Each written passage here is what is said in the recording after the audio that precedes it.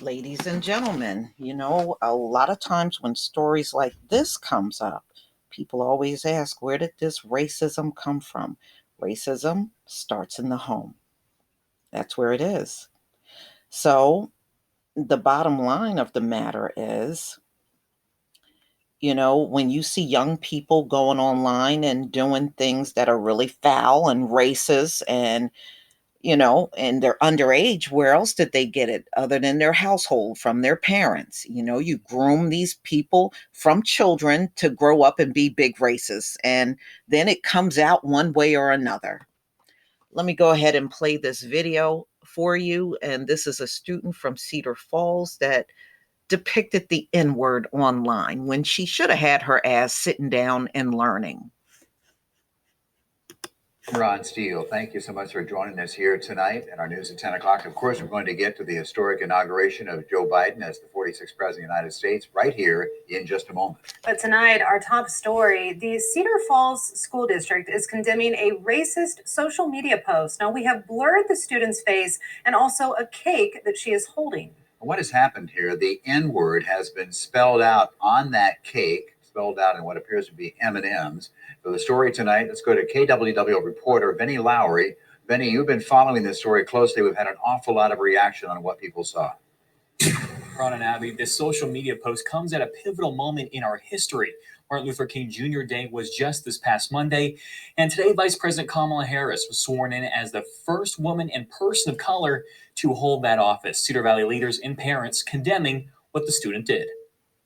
Racism is deeply embedded and rooted in Cedar Falls. The blurred picture shown is the student holding a cake with the N-word spelled out. Vice Chair of Waterloo Human Rights Commission Teresa Culpepper said in a statement, in part, "The posts that community members have sent to me show a disregard for people of color, and more specifically, Black people. I worry that there are students of color in school who may feel as though their learning environments are hostile." Cedar Falls School District following with a similar statement, quote, "As a district, we are concerned about a grossly inappropriate posting on social media and have taken swift and appropriate disciplinary action. Events such as this show the ongoing need for our school system and our society to listen, learn, and take action to end racism." Parents within the Cedar Falls School District say they are concerned. Cedar Falls native and mother of Cedar Falls students, Joyce Levingston, says it's not surprising to see this in Cedar Falls. I mean, this girl with the cake is not the first incident that has happened, even within the last 6 months. Levingston filed the complaint with the NAACP and wants an outside agency to investigate. Especially as it pertains to racial matters, that way we can ensure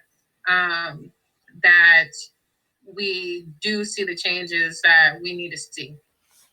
And Levingston also calling on the Cedar Falls School District, saying of Black history, racism, microaggressions, and what it's like to be a minority in a predominantly white institution needs to be talked about as a part of the school curriculum. Ron? Vinny, thanks for the update tonight.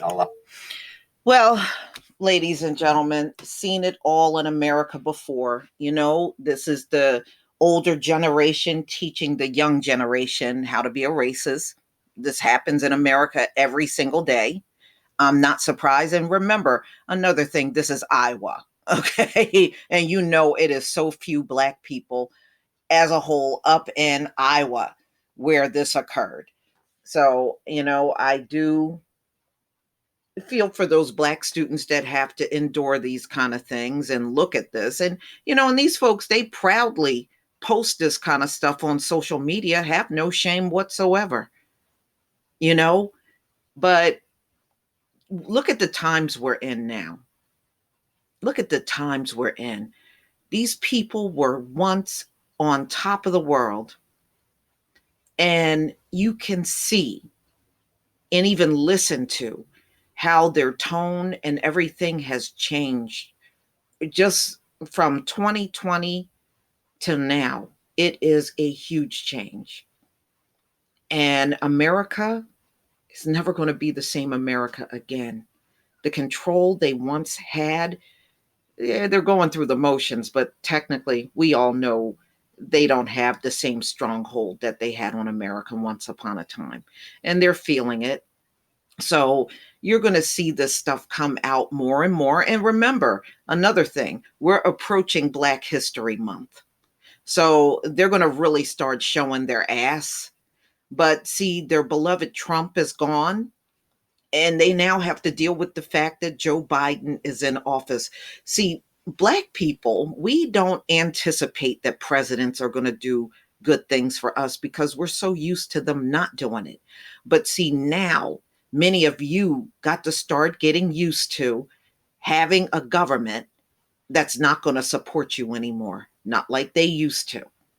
Trump is gone. Biden don't have your back if you went up there and you were an insurrectionist. He's not going to take any charges off of you. He's not going to look the other way while you try to use white privilege to get away with everything. It's not going to happen this time around.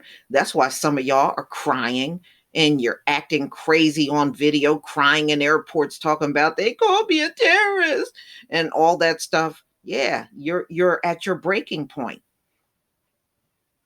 And now, ladies and gentlemen, if you go out on Twitter and on, some of social media, Trump's own former supporters, they supported him before he left office. Now that he's out of office, they are outraged and dragging him badly. So these folks aren't they're not quite as intact as you think. They're not all unified. They used to be more unified even back in 2019 than they are now. It's a lot of divisions going on. I have seen it on both sides. I've seen people like Jenny Thomas, Clarence Thomas' wife, which is totally inappropriate for her to be online cheering on the insurrection. It's something really does need to be done about that. But, they're more inclined to try to let her get away with it. And then you see people all the way on the other side of it, they are outraged with what their folks went up to that U.S. Capitol and did. They are completely outraged. And you hear them get off of the plane, they're not supporting them at all and cheering on the fact that they're on a no-fly list and they're being punished. So, there's not that strong unity on the home front anymore. It is really disintegrating very fast. And we see y'all don't have the confidence that you used to have. So these little attacks on Black people, that's all they are. But the bigger picture is, do you still have your country? Don't look like you do. Run along, fool. So, ladies and gentlemen, please tell me what you think. Please leave your comment and subscribe. Don't forget to hit on the notification bell, and I'll see you on the next video. Peace, family.